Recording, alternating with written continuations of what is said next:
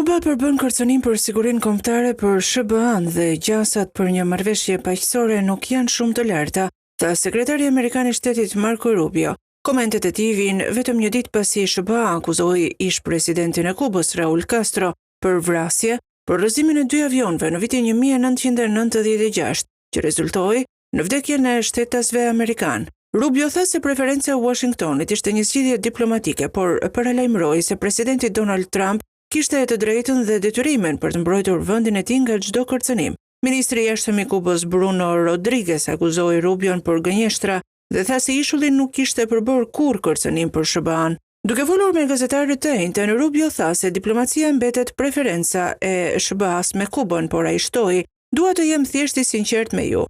Gjasat që kjo të ndodh, duke patur parasysh me kë kemi të bëjmë, nuk janë të larta." Ai gjithashtu akuzoi Kubën se është një nga sponsorët kryesor të terrorizmit në të gjithë rajonin, gjë që Rodriguez e mohoi me forcë në një postim në X.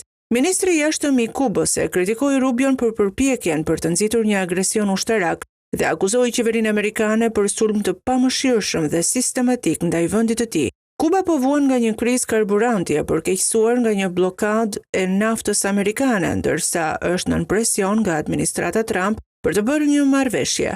Qytetarët e saj kanë përjetuar ndërprerje të zgjatura të energjisë dhe mungesa të ushqimeve gjatë muajve të fundit. Trump ka kërkuar të ushtrojë presion mbi Kubën dhe ka diskutuar hapur përbysjen e regjimit të saj komunist. Akuza e të mërkurës ndaj ish-presidentit kuban shihet nga disa si një paralajmërim për përsëritjen e skenarit të kapjes së presidentit të Venezuelës Nicolás Maduro nga SBA në janar.